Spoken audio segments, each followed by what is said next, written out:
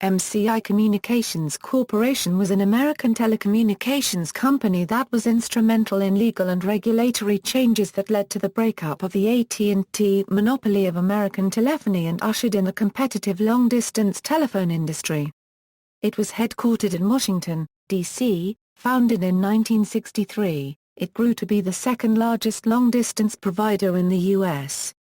It was purchased by WorldCom in 1998 and became MCI WorldCom, with the name afterwards being shortened to WorldCom in 2000.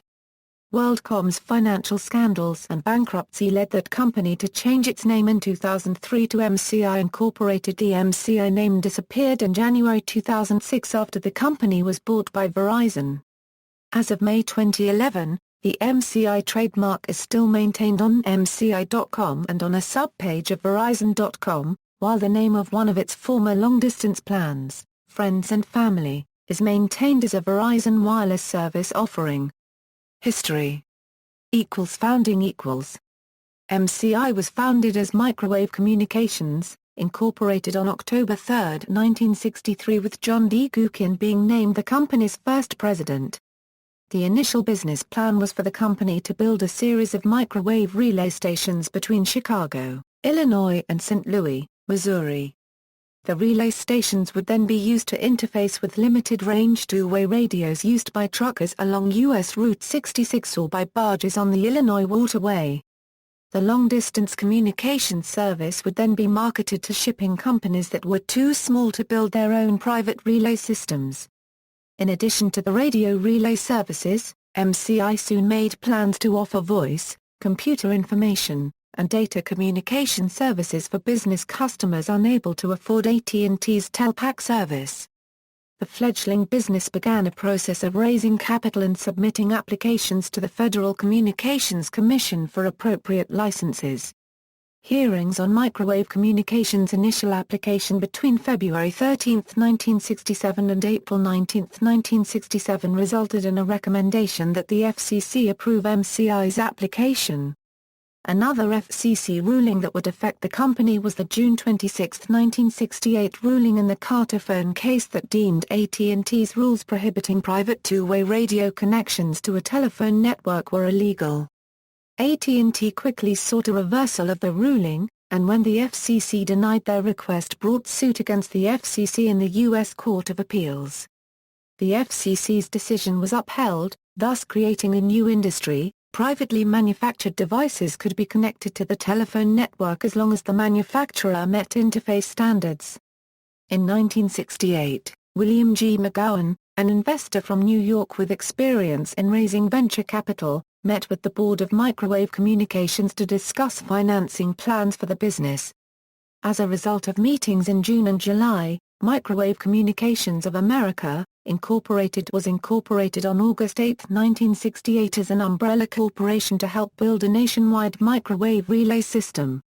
McGowan also made an investment in the new corporation large enough to pay all outstanding debts of the combined businesses and create a cash reserve. The investment also provided McGowan a stake in the company and a seat on the board.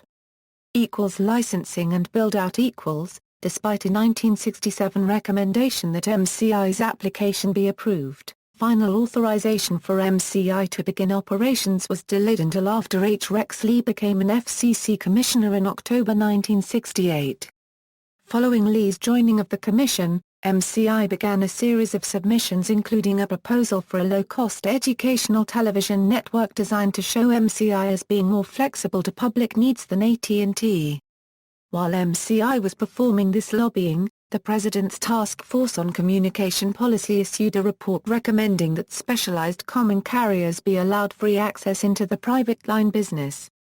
The FCC issued a final ruling on docket 16509, MCI's licensing request, on August 14, 1969.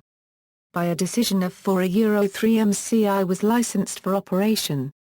This ruling was quickly appealed by AT&T, and after a denial of the appeal by the Commission, AT&T filed a suit with the U.S. Court of Appeals to have the ruling overturned.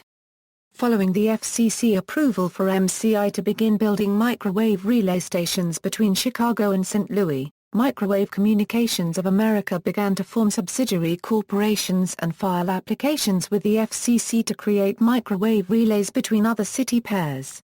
Between September 1969 and February 1971, 15 new regional carriers were created, allowing for interconnection between a number of major cities in the United States.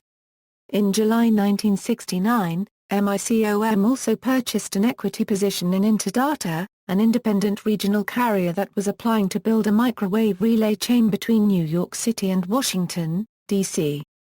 MCI began selling data transmission services to paying customers on January 1, 1972. To pay for the microwave transmission and relay equipment needed for build-out, MICOM began a series of private stock offerings on May 1971. In July 1971, MICOM was restructured into MCI Communications, and the restructured company began the process of absorbing the regional carriers into a single corporation. MCI went public on June 22, 1972, selling an initial offering of 3.3 million shares. In the 1970s, Western Union organized its cable systems properties and the right-of-way rights of its telegraph lines into a subsidiary called Western Union International, which was subsequently sold to Xerox for their planned intra-city office network aspirations. In 1982, it sold this subsidiary to MCI Communications, which renamed it MCI International and moved its headquarters from New York City to Westchester County, New York. In 1983, in conjunction with Michael Milken and Drexel Burnham Lambert, the company issued a $1.1 billion hybrid security, a at the time the largest debt financing in history. The financing allowed company management to state an extra $500 million in cash on their balance sheet so that customers, suppliers, and investors would know they were financially strong. The immediate effect was that management no longer was forced to spend so much time raising capital. By 1990, MCI had become the nationally unregistered trademark's second-largest telecommunications company, establishing a fiber optic network spanning more than 46,000 miles. The company offered more than 50 services in more than 150 countries that included voice, data, and telex transmissions, MCI Mail and MCI Fax. Antitrust suits when it ran into problems competing with AT&T, which at the time had a government-supported monopoly in telephone service, it relocated to Washington, D.C. to be close to federal regulators and lawmakers. MCI ordered interconnections from the local exchange carriers, which in most cases was a Bell operating company, owned by AT&T. The relationship between MCI and the Bell operating companies were not that of a typical supplier and customer, as the local operating companies were generally reluctant to do business with a company that its parent was attempting to put out of business. In a decision that became a turning point in the competitive telecommunications industry, Illinois Bell disconnected MCI circuits for what MCI said was no other reason than to restrain trade. MCI filed an antitrust lawsuit against AT&T in 1974, and eventually changed the telecommunications industry. On June 13, 1980, a jury in Chicago awarded MCI $1.8 billion in damages to be paid by AT&T. The suit, coupled with the Department of Justice antitrust suit also brought against AT&T, eventually led to the voluntary breakup of the Bell system. Merger offers In 1991, British Telecommunications plc purchased 20% of the company and later made an offer to purchase the rest in 1996. At the same time, GTE, now a part of Verizon, made a bid to purchase MCI for an all-cash purchase. While these offers were being considered by the MCI board, WorldCom, Incorporated announced it was also interested in purchasing MCI and made a higher offer than either the BT or GTE offers. On November 10, 1997, in a stock swap deal valued at $34.7 billion, MCI accepted the buyout from WorldCom. On September 15, 1998, the new company, MCI WorldCom, opened for business. MCI Innovations. After the opening of the long-distance market in 1984, companies such as MCI and Sprint were able to compete for customers with AT&T. One of MCI's early advertising success stories was to hire the same actors used in a previous AT&T commercial. As in the AT&T commercial, the woman actor was crying. In the AT&T version, when the husband asked why, the wife replied he said he loved me, referring to the conversation just ended with a son who was in a distant part of the country. It was part of AT&T's very effective reach-out ad strategy. In the MCI version, when the husband asked the wife why she was crying, she replied, "I just received my phone bill." After which an announcer's voice stated, "You're not talking too much, you're just paying too much." MCI, the nation's new long-distance telephone company. The ads were created by Ali and Gargano. Even before the competitive long-distance market came into existence, MCI created a subsidiary company named MCI Satellite, Incorporated. The idea was that satellites could provide long-distance service from anywhere to anywhere without having to build thousands of miles of terrestrial network facilities. In early 1971, MCI and Lockheed Missiles and Space Company created a joint venture named MCI Lockheed Satellite Corporation, which was the first company to request FCC authorization as a specialized common carrier using satellite-based communications. A year later, MCI and Lockheed sought an additional source of funding and ComSat Corporation entered the venture, which was renamed CML Satellite Corporation. In need of cash, MCI sold its share of the venture to IBM Corporation in 1974. IBM and ComSat brought in Aetna Insurance Company as a third partner and renamed the company Satellite Business Systems. In a twist of fate, IBM, which years later became the sole owner of SBS, sold the satellite subsidiary back to MCI in 1985, the $400 million purchase price, in effect providing MCI with the financing it needed to continue its expansion. In 1975, MCI began experimenting with offering switched voice telecommunications in direct competition with AT&T. Until then, MCI sold point-to-point voice and data services using their microwave relay backbone. Starting with two digital tandem switch voice switching systems designed specifically for them by the Collins Radio Company of Cedar Rapids, Iowa, MCI began offering competitive circuit switch direct dial services using a combination of their own microwave circuits and leased circuits from AT&T made available to them from the landmark Carterphone decision. One early customer was CNA Insurance in Chicago, served by one of the two Collins systems located at MCI's facilities on the 21st floor of Chicago's John Hancock Building. The second Collins switch was located at MCI facilities in New York City, and voice services sold to a variety of customers including RCA Global Communications under MCI's ExecuNet service banner. The experiment proved successful and a third switch was purchased from Danray Corporation and installed in the MCI Chicago facility alongside the Collins system. When GE later bought RCA and broke it up, MCI purchased the RCA Global Communications division. Many more Danray switches were purchased and deployed at strategic points of their service area to become the first viable competitor to AT&T's long-distance voice services for businesses. MCI was the first company to deploy single-mode fiber optic cable, which was manufactured by Saiga, a joint venture between Siemens Telecom and Corning Glass Company. Referred to as MAFOS, the fiber cable ran between New York City and Washington, D.C. and was activated for service in 1984. Eventually, single-mode fiber became the standard for U.S. telecommunications carriers.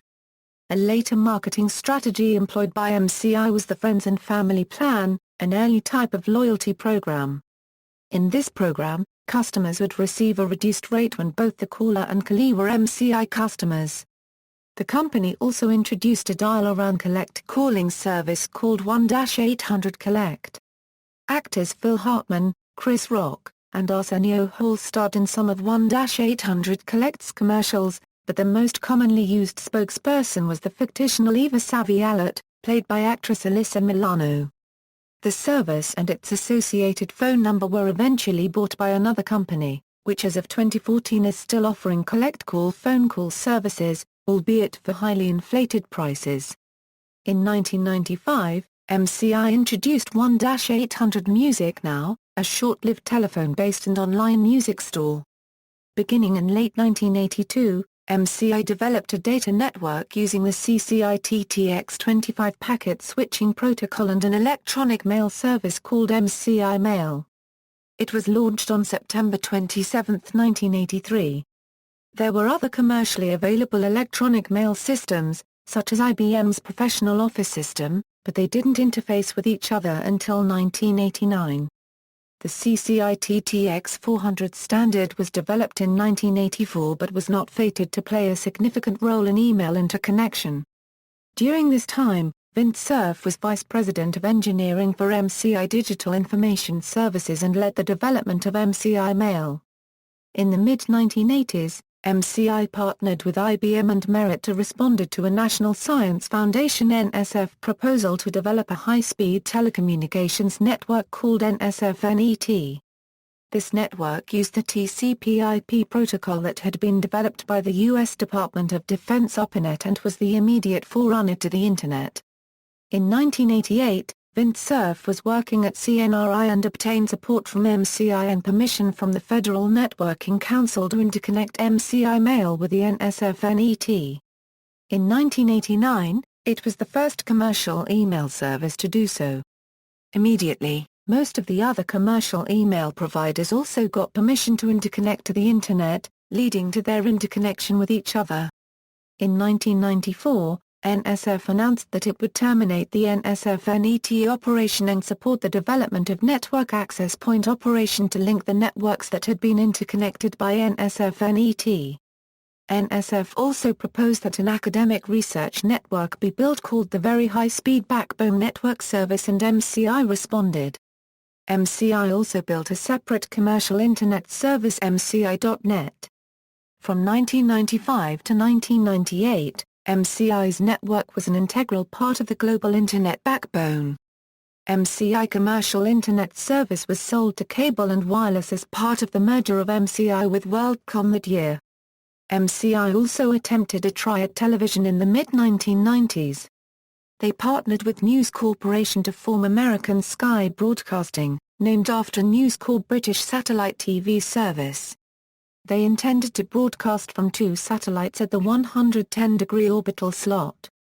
But the venture never started broadcasting, likely due to a crowded satellite TV field. The orbital slot and an uplink center were sold to EchoStar. The planned satellites Tempo 1 and Tempo 2 were sold to Primestar and have since been reused by Direct. See also: Bell System divestiture. References. Sources: Cantillon, Philip L. The History of MCI, 1968–1988, The Early Years. Dallas, Heritage Press. LCCHE 8864 M375 C36 1993. Kahner, Larry. On the Line. Warner Books. ISBN 0-446-38550-6.